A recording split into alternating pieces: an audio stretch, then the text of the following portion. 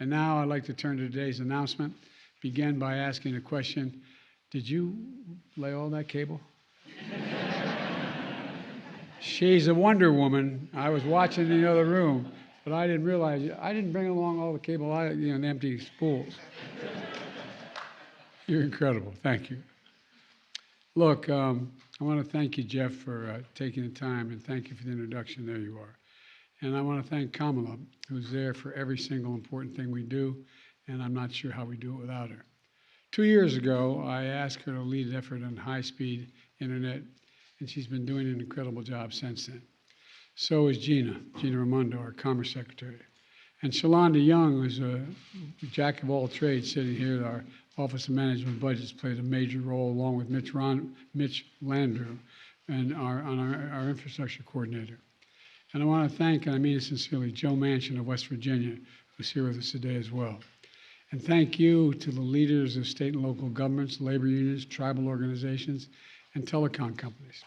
Folks, we're talking today about a major investment that we're making in affordable, high-speed internet all across the country. As we started down, I turned to Jeff. I said, this may be, I wonder if President Roosevelt felt a little like this as he talked about the electrification of our farmlands. I mean, think about it. It's almost similar. But to put in context, let's remember where we were 2.5 years ago. The pandemic was raging, the economy was reeling, and the problems we're facing started a lot earlier than that. For decades, and the middle class was hollowed out. Too many good-paying manufacturing jobs moved overseas, public investment was slashed, core sources of our economic strength like infrastructure, manufacturing, and innovation were also hollowed out. All that is a result of a failed economic policy of I call trickle-down economics. It was called trickle-down economics as well. A belief that we should give tax cuts to the very wealthy and big corporations and expect it to trickle down to everyone else, benefit across the board. I ran for president with a fundamentally different vision, to build the economy from the middle out and the bottom up instead of the top down, to grow the economy by educating and empowering workers, by promoting competition to support small businesses, and investing in ourselves again for the first time in a long time. And that's what today's announcement is all about. What we're doing is, as I said, not unlike what Franklin Delano Roosevelt did. We brought electricity to nearly every American home and farm in our nation. Today, Kamala and I are making an equally historic investment to connect everyone in America to high-speed internet by an affordable high-speed internet by 2030. It's the biggest investment in high-speed internet ever, because for today's economy to work for everyone, internet access is just as important as electricity was, or water, or other basic services. Think of the parents and students sitting outside of McDonald's or outside your office, be able to get on the internet in a parking lot just so their child can go online to do their homework. Just heard from Jeff, who has to drive his kids all over town to find a good internet connection. But he's not alone in that. There are thousands of Americans doing the same thing. Or small business owners who are not able to reach more customers. Or seniors unable to talk to their doctor through telemedicine. For around 24 million Americans across this country, there's no high-speed internet. And for millions more, the internet connection is limited or unreliable. High-speed internet isn't a luxury anymore. It's become an absolute necessity. That's why we acted as soon as we did, as soon as we came to office with the American Rescue Plan. It included $25 billion for high-speed internet in places where it was out of reach, for schools and libraries to help students connect to the internet if they couldn't do it at home.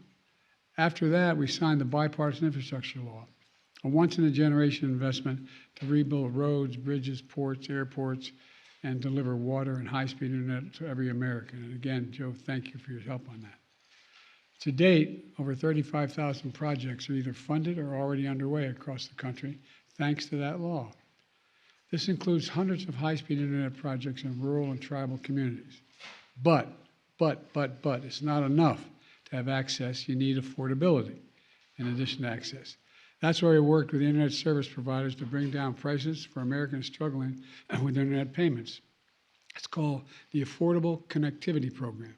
It's helping 19 million families save around $30 a month on their internet bills, and some save a lot more. These savings matters in homes like the one I grew up in. That's money you can go for groceries, for the electric bill, for other things, other necessities. Kamala has traveled across the country working with state and local officials to make sure people know about this program. And several groups and companies here today have helped millions of Americans sign up through the Online for All campaign. Online for All campaign. Now we're working with Congress to extend this bipartisan program. For folks looking for an affordable internet plan, just go to getinternet.gov. Getinternet.gov. And today we're taking another big step toward Internet for All. We're announcing over $40 billion to be distributed to 50 states, Washington, D.C., and territories to deliver high-speed internet in places where there's neither service or it's too slow. And folks, and that includes rural communities like Appalachia, towns that Joe represents. It includes tribal lands from Alaska to the Dakotas, coastal towns from Hawaii to the Pacific Northwest.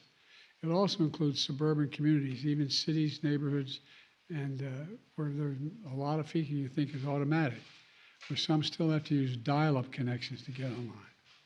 The funding for each state and territory is based on their specific needs, how many of their residents currently lack internet access, and what it will cost to provide that access. With this funding, along with other federal investments, we're going to be able to connect every person in America to reliable, high-speed internet by 2030.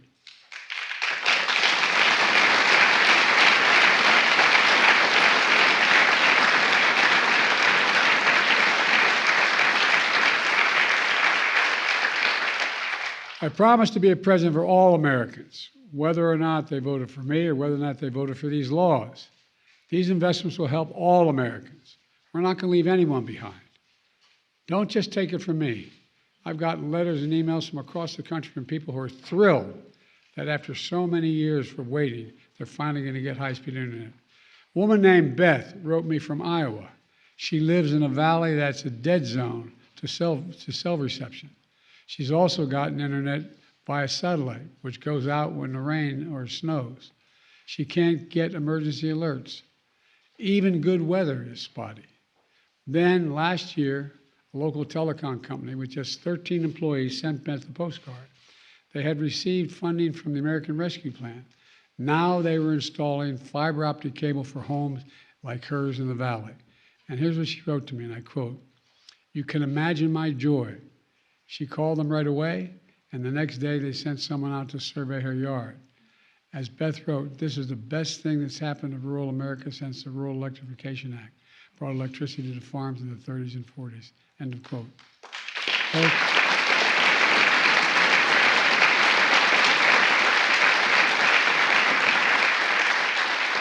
Plus, this investment means something else as well. Good paying jobs. Good paying jobs.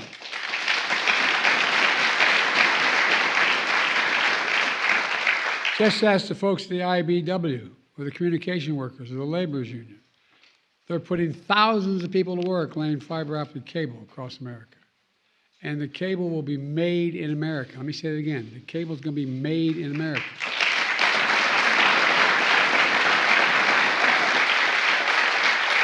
That also means good paying manufacturing jobs. It matters. Folks, here's the bottom line. By investing in America, we are delivering results. More than 13 million jobs created since I took office, nearly 800,000 manufacturing jobs. As a lot of folks have tired of hearing me saying, where in God's name is it written that we can't be the leading manufacturer in the world again? Where is that written? You know, since I've been in office, we've attracted $490 billion. $490 billion in private investment in new manufacturing, like semiconductors, electric vehicles, batteries, fiber optic cable. And we're talking about here today. More people are starting small business than ever, and everyone who applies for small business lines is a sign of hope.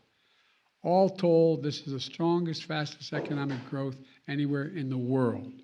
In the world. Jobs are back.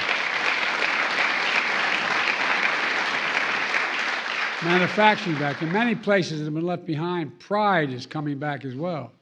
You know, a lot of us lived in communities where they had thriving manufacturing bases and seeking cheaper jobs and moved overseas. Not only did you lose the jobs, but guess what happened? You lost pride in that neighborhood that you came from. Everybody knew they worked at the steel mill, they worked they worked whatever it was. In my case, it was coal mines and then steel. And folks, let me close with this. Connecting everyone to America, in America, to affordable, reliable, high-speed internet is a bold goal, but we're a great nation, especially one as vast and geographically diverse as ours. It's even bolder. You know, we are all well on our way. We're just going to have to keep it going. And as was mentioned earlier, just remember, it's never been a good idea to bet against America.